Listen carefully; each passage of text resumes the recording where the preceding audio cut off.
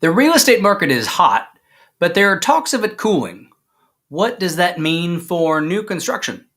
Today, we're sharing 4 facts that every new construction home buyer needs to know. Stay tuned. I'm Brian White.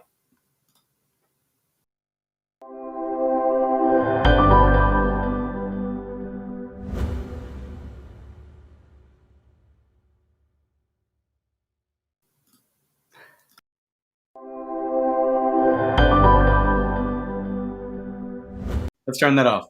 Welcome back to your Moving to Dallas, Texas guide. I am your local North Texas real estate expert and clearly not the video button pusher that does things right. But you know what? Each week we come to you with the latest real information on what's going on in the real estate market so you can be comfortable and confident when making a home buyer decision. So you can be comfortable and confident making a home. If you haven't already, be sure to subscribe so you never miss an update. Yes, go ahead and hit that. All right. So, the market's super hot in real estate. It's maybe a little less hot than it has been in the past. So, last week we talked a lot about foreclosures and what's going on. What should we expect in terms of foreclosures? Are we expecting foreclosures to be coming? And is there a big wave of them coming? So, if that's interesting, if you want to dive deeper into that, then please check out our that video on our YouTube channel. You can check us out at the Moving to Dallas, Texas guide. If you're not already there, then be sure to check us out, movingtodallastexasguide.com. So, but today we're talking about the 4 facts that every home buyer needs to know regarding new construction. So let's just jump right in with the first one. And the first one is, this is for Dallas home buyers in particular, that the Dallas real estate market is super hot. It's super hot for relocation. And relocation includes people like businesses that are moving from out of town. So lots of businesses continue to move their corporate headquarters. We were number 1 there for a couple of years. I think we've fallen off that horse, but we're still in the top 2 to 3. But the other spot that we're super hot for is COVID relocation. And when I think of COVID relocation, I'm thinking of the people that just don't need to go into an office anymore. They can work from anywhere at all, and they don't need to be on one of the coasts where real estate is super expensive. Well, it's a lot more affordable in Texas. So we're seeing people we've had people move from Portland and LA, from Washington, DC, Chicago, from a lot of different areas like that. So Dallas is a super hot spot for relocation. The second thing that you need to know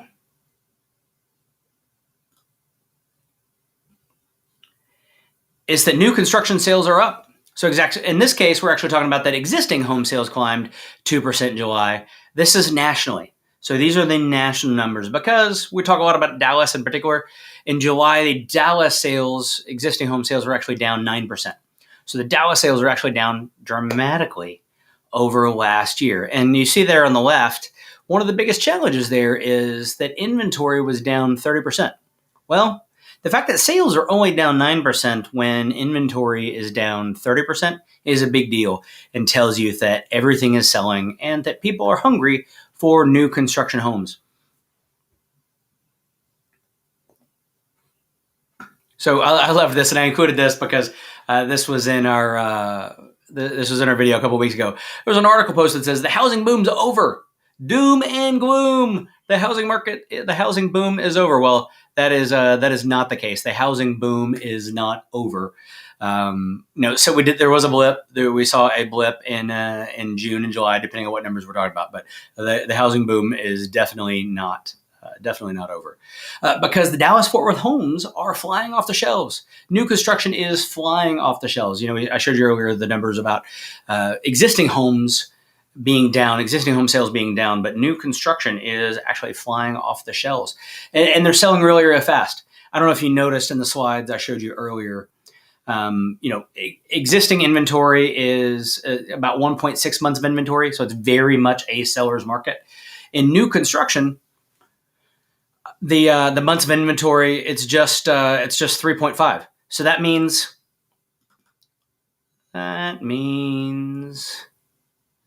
that homes from the time they're finished are selling in 3.5 months. What's really happening though, and you can see that that's come down quite a bit from earlier this year, and quite a bit over most of last year. Really, what's going on there is there was a blip. There was a period of time when builders weren't taking, they weren't taking build jobs at all, right? They weren't taking anything, but they were doing specs. They weren't starting a home until it was already sold. And when you do that, right, that's going to skew the averages quite a bit, and that's causing the overall sales, the time it takes for homes to sell after being under contract, to decrease quite a bit. All right. So I think I'm going to back up. There we go. Okay. So home builder sentiment, it actually fell a little bit. So as you can see, although sales have been up, the home builder sentiment in July actually fell down. And the home builder sentiment is when they take a survey of all the home builders, hey, do you think the market is going to improve or decrease over the next year? And the home builder sentiment actually dropped. And a big part of the reason for that, there are a couple of key factors there. And one of those is that home prices have gone up so much and home costs have gone up so much that buyers are getting sticker shock. They're getting sticker shock. So it's caused people to pause and maybe think, hey, can I afford to buy that house after all? The second thing that's driving that is costs, build costs. Lumber went through the roof, and now lumber has come back down quite a bit, but windows are hard to get. Appliances are hard to get. Believe it or not, things like sealant are really hard to get. So that's driving up the overall costs, which is making builders feel less bullish when you got buyers saying, geez, home prices have gone up a lot. I'm not sure I want to buy. And builders are saying, okay, well, our costs have gone up too, so we have to pass that on. And we're end up with a little bit of a catch-22 there. So as I mentioned, you're seeing that the home prices are actually accelerating. The home price, the appreciation rate is actually accelerating this summer.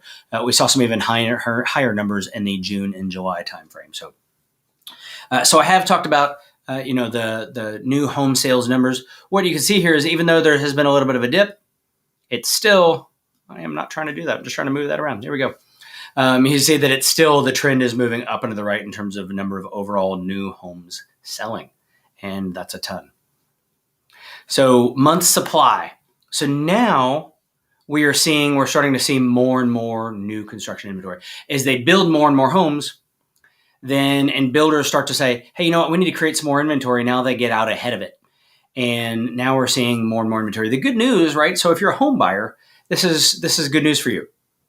The reason this is good news is because it means you've got more choice. It means you've got more options. It means we're moving back towards a world where you can make your selections instead of just taking whatever the builder wants to give you and liking it. It's a good situation for home buyers, and it's a good situation because if you need to sell a home, and that gives you an opportunity to work with a builder, go ahead and get a home under contract and start working through the process to sell your home. If that's you, would love to talk about how we make that work for you in terms of timing and make it work the best for you overall. So question is what price points of homes are selling, and it's actually a pretty interesting distribution. So nearly just over a quarter of the homes are below 300. That's in the affordable home price range. Another quarter are in that 300 to 400 range. So nearly 50% of homes are below 400. What we're seeing though is an ever increasing number of homes being sold are particularly in the new construction area, are in the higher price points. What's really interesting though is the percentage increase. So I mentioned that there's an ever increasing number that are in the higher price points. Well, the higher you go, the more it increases. The higher you go, the more it increases. And that greater than $1 million is up 150%.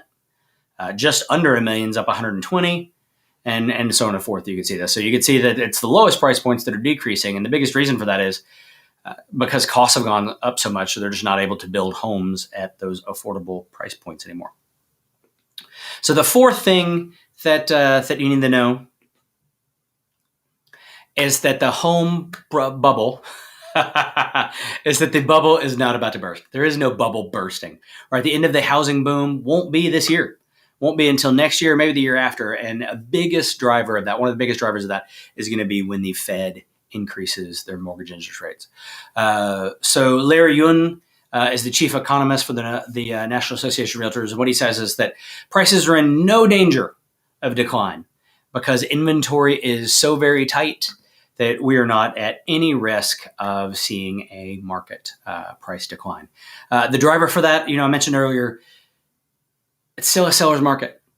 Anything less than 6 months of inventory in the market is a seller's market. In Dallas, we got 1.6 months of existing inventory.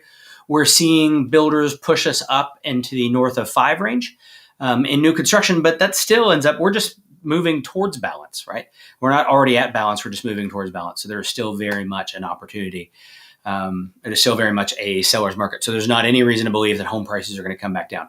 We're hopeful that we're going to see home prices moderate and that they're not going to increase at the same rate that they have in the past. So I hope this is helpful. If it is, be sure to hit that like button, subscribe if you haven't already, and I'm going to drop a link in the comments if you want to start a home search and get out there and see what might be available in the market in your key area. Then I'll drop a link in the comments below for you to do that.